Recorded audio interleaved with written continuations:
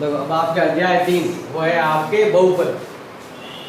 ऐसे नंबर जिनकी घात कितनी हो आपके, जैसे मान लो कि एक्स वाई जेड है, कोई अच्छा कोई भी आपके जो नंबर दे रखा है A B C D X Y Z जो भी दे रखे हैं आपके, उसके ऊपर घात कैसे होनी चाहिए आपके, वो होनी चाहिए प्राकृत संख्या, कैसे होनी चाहिए प्राकृत संख्या। कैसे, जैसे 7x+2, यहाँ पर जो घात है वो कितनी है आपके +2।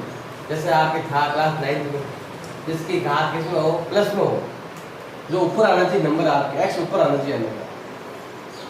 और क्या है, मान लो ऐसा दे रखा है आपके 7x² + 3x+2x, तो भी क्या होगा बहुपद। या अगर मान लो आपके 6x⁴ + 3x⁴ + 2x² + 7 हो जाए, तो भी क्या आपको कुल मिला जो भी घात ऊपर है वो घात में होनी चाहिए आपके प्लस में होनी, घात में होनी चाहिए आपके प्लस में होनी चाहिए, या घात हो जो भी घात हो वो होनी चाहिए आपके प्राकृत संख्या। घात अगर प्राकृत संख्या में है तो वो क्या होगा आपके बहुपद होगा। अब देखो लास्ट ईयर यही पार्ट आपके दो देखो, लास्ट ईयर पार्ट नंबर 2 तो था आपके बहुपद, और पार्ट नंबर 4 था वो था आपके क्या नाम है द्विघात समीकरण। दो घात वाले समीकरण, जैसे ये वाला ऐसा। अब बहुपद में होता है कि घात की कोई लिमिट ही नहीं, 4 घात 5 घात 10 घात कितनी भी हो सकती है, लेकिन द्विघात समीकरण क्या होती है लिमिट होती है, कितनी घात होनी चाहिए, केवल 2। वो है तो 2 होनी चाहिए, ऐसा नहीं सिंगल घात आ गई तो द्विघात, 2 घात होनी चाहिए इसके साथ में, या तो ये है या ये, या दोनों होने चाहिए। या तो ये नंबर आएगा तो भी द्विघात है, ये आएगा तो भी द्विघात है, और ये आएगा तो ये तो सब होना चाहिए आप। तो ऐसा द्विघात समीकरण पहले अलग अलग पार्ट थे। ये पार्ट था आपके 3 नंबर का, और ये पार्ट था आपके पहले 4 नंबर का, एक पार्ट था 6 नंबर का। पर इसने दोनों पार्ट को मिक्स कर दिया, दोनों पार्ट मिक्स करके पार्ट को क्या बना दिया, पार्ट नंबर 3 वो बना दिया आपके बहुपद बना दिया। इसमें वही चीज है, इसमें यहाँ पर 2 प्रश्न थी 2.1 2.2, यहाँ भी नहीं किया, इसने क्या 3.1 और 3.2 में तो इसने क्या ये बहुपद दे दी, यहाँ तो है बहुपद।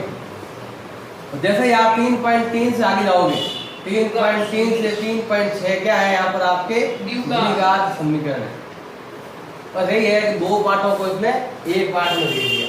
इस तरीके से आपके वही नंबर है तो आपके क्वेश्चन भी वही आने वाले सेम पिछले वाले। तो जो इसमें प्रश्न आ रहे थे 4 प्रश्न आ गया, इसको 3.3 से 3.6 बना दी, और जो वहाँ पहले थी 2.1 2.2 इसमें बना दी 3.1 और 3.2, बाकी यहाँ थी 4.1 से 4.4 से ये बना दी।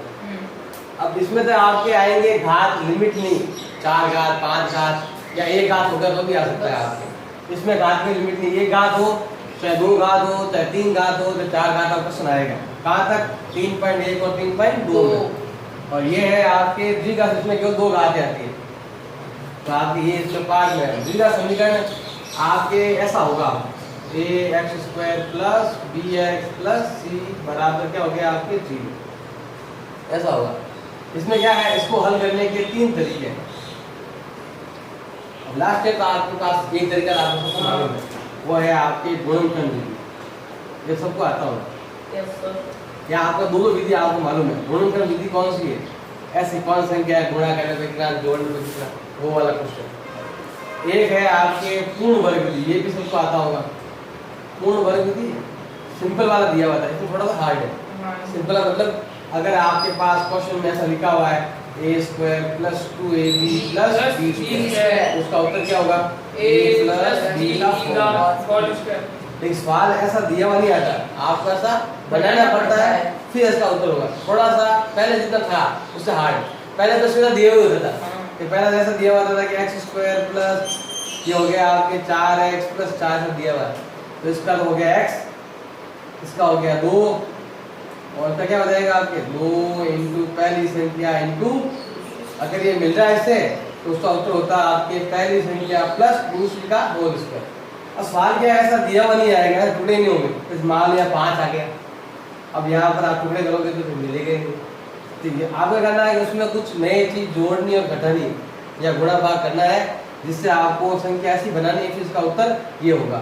तो ये बनाने के लिए आपको बड़ी मेहनत करनी पड़ेगी। पहले तो सीधे दिया आता था, आप सीधे इसका वर्गमूल निकाले, ऐसे जमा और तो निकल जाता था 9th क्लास में। अब 10th में क्या है, कुछ इसमें पॉइंटों को चेंज करेंगे। तो जैसे मान लिया 5 दे दिया, क्या करेंगे, एक इधर से घटाएंगे, एक इधर से घटाएंगे। इधर से जैसे ये घटाया, वापस क्या बन गया, ये 4 बन गया। अब सवाल कर लो, अब उधर 1 बन गया, उसके लिए फिर उसको हल करना पड़ेगा। जैसे यहाँ तो था 0, उधर में 1 घटाया है, तो आपके यहाँ क्या होता है, 1 माइनस का आएगा, या तो कैसा नंबर आएगा आपको। तो ऐसे आपको कुछ हल करना पड़ेगा। अब है तीसरी विधि, एक और भी है इसमें।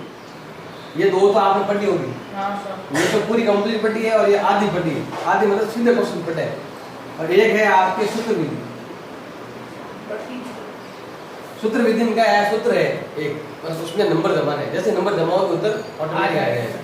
सूत्र क्या है, वो ज्ञात करने का आपके -b plus minus under B square minus 4ac/2।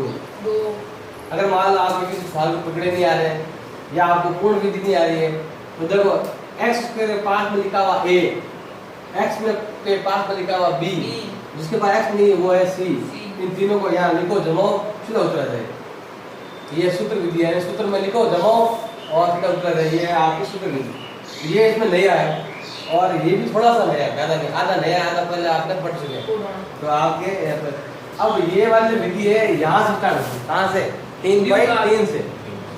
लेकिन आप चाहो तो इसे 3.1 में भी प्रयोग में ले सकते हो। 3.1 में भी कुछ सवाल है, 3-4, जहाँ हम यही लेंगे, ज्यादातर क्या लेंगे, गुणन विधि काम में लेंगे। वरना आप चाहो अगर मान 3.1 वाला क्वेश्चन ही है आपके आ गया बोर्ड में, तो क्या करोगे, ये वाला विधि भी आप इसमें 3.1 में लगा सकते हो। जैसे मान लो सवाल आ गया कोई भी, ये वाला जैसे मान लो क्वेश्चन ही आ गया, इसके क्या करो, शून्यांक ज्ञात करो, शून्यांकों की जांच करो। 3.1 यही है, शून्यांक ज्ञात मतलब ये 0 ज्ञात करना, x का मान ज्ञात करो, तो जांच करो कि हमने उत्तर निकाला वो सही है या नहीं। आप इसमें तो केवल ये गुणन विधि है, फिर भी आप चाहो मान लो टुकड़े नहीं मिल रहे हैं, आपको हल नहीं हो रहा है, सूत्र विधि करो। कैसे की है, बस जमाओ और उत्तर निकल जाता है सीधे।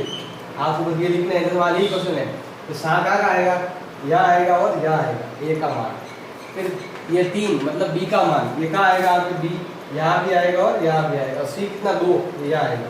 गुणा बात करो, इसका अंडर निकालो, उत्तर आ जाएगा। उत्तर कितना है, 2 देखो यहाँ भी है ना, प्लस माइनस।